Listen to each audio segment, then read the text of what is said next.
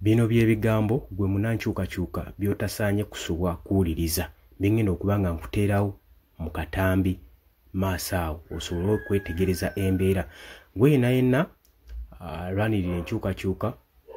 bino etaaga obeere nga obitegeera gwe mukwano gwange mpuliriza oli ku Yugi Updates TV ko sinzo bango otuwuliriza mbalamusizaako nnyo mbakulisizaayo nnyo obwakedde kaakati nga sinaba kubatwala mu katambi kano njagala mbategeeze nti nno bino byebimu ku bizze bibaawo mu ggwanga lyaffe Uganda nga gavumenti egezaako okulwanyisa just ba supporters just ba members ab'ekibiina naye gulowooza kiki ekinaabaawo nga gavumenti erwanyisa bannayuganda bonna olowooza enaamalako olaba just recently mu by-elections ezaali e Kawempe katono eremererwe yalemererwa sina katono eremererwe njagala nkulage katambi kano n'oluvannyuma nkwongereyo mu maaso gwe mukwano gwange ali eyo ampuliriza nze zino messages enjagala abantu bawulire naye bino mubiwulire tuzze eggwanga tulibuusa abantu tubabuusa bamanyi ebimotoka bya tiyagas tulina 8 disitulikiti ziri 147 naye ne bwe yandibadde Wakiso yokka tebimalaako lwaki bwe beekalakaasa wano mu 2017 nga baganye Kabaka okgenda e Bugerere kyabalemerera ne bavunnama ne bagamba Ssaabasajja gamba abasajja bo basse emmundu wansi naye ate tebaalina kyakulwanyisa n'eki eyo yali Buganda yokka kati twogera ku Uganda yonna gyenzize embuusa era nze kyekyabadde kibagambisa ate okunzija mu kalulu nze gwolaba kubanga mbuusa abantu amagye ga Uganda mu Uganda yonna gali 6,400 poliisi tulina 5,200 bw'ogatta awamu gye 10,600 bw'ogattako abasirikale aba civilian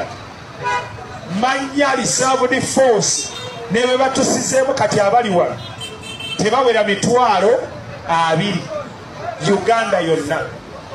Uganda erina obukadde bw'abantu bakamala okubala babaze obukadde 45 nze ayimiridde mu maaso gammwe n'ennyumba yange tebaatuukawo tebaatubala waliyo naye gwe batabala kaakati bassebo ne bannyabo tusukka mu bukadde 5 kati amagye gali 10,600 bonna mu Uganda yonna so si wano kubanga bwe mulaba wano nga bayiyewo mwekalakasa ngo bayiye balakisi number 1 Uganda yonna 10,600 kitegeeza nti oluguudo luno ng'olugye obulabye bulungi nnyo kakati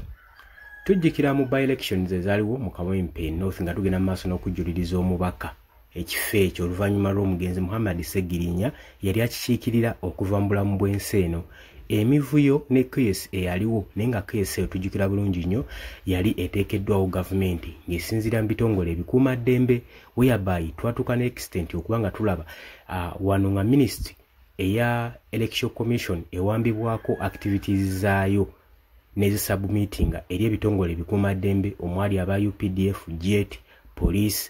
CMY ne bagenda mu maaso n'okuba nga operatinga activities ezani operatingiddwa electoral commission Simon Byabakama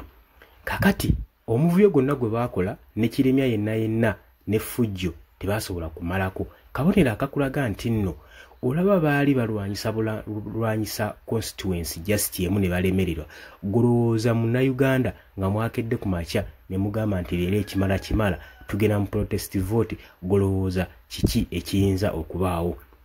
njagala nkutwaleko ne mu katambi nkulage ebyali mu Kawempe by elections oluvannyuma lwa police oteekawo violence ng'egezaako kugira omubaka yali akwatidde ekibiina kya National Unity Platform FRAG obutagenda mu maaso na kukuba kakuyege w'okunoonya akalulu mu Kawempe North naye n'oluvannyuma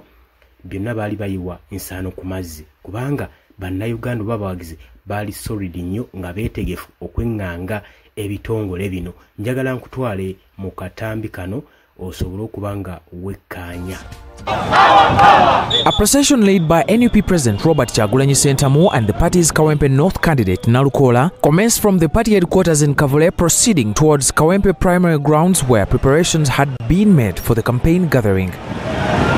During the procession, clashes erupted between NUP supporters and the police, with security forces resorting to tear gas and live bullets to prevent them from marching along the main roads.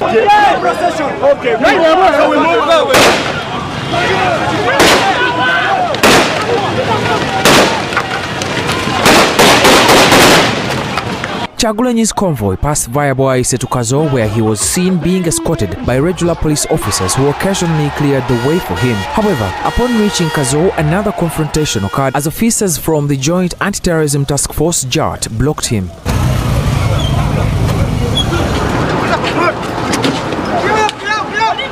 Despite the incidents along the way, Kyagulanyi continued to wave to his supporters, acknowledging their cheers as he proceeded towards the playgrounds. Upon arrival at the venue, he was welcomed by a massive crowd of NUP supporters who had been eagerly waiting for him and their candidate Nalukola.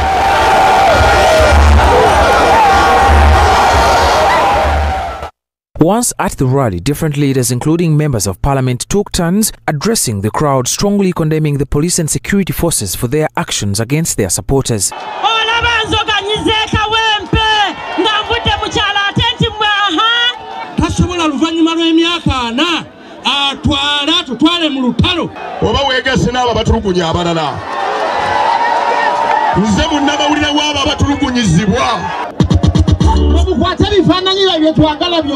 Mr. Bombastic,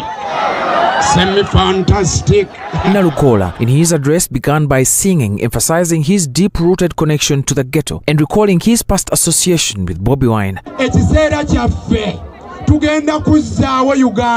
Kyagulanyi then took to the stage to share his past experiences with Nalukola and explained the reasons that drove him into politics. He urged the people of Kawempe to vote for Nalukola so he could join the other opposition fighters in parliament. Njagala mumanye nti tuli ku lugendo lwa kununula gwanga lyaffe bassebo ne bannyabo.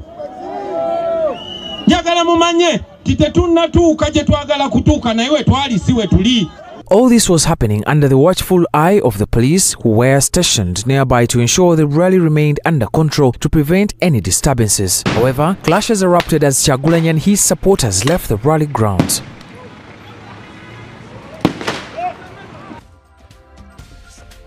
Well, let me bring in our reporter Adam Mayambala, who has been on this story the entire day. Adam, what do you think will be the implications of these confrontations between the police and the opposition on the political landscape around the country?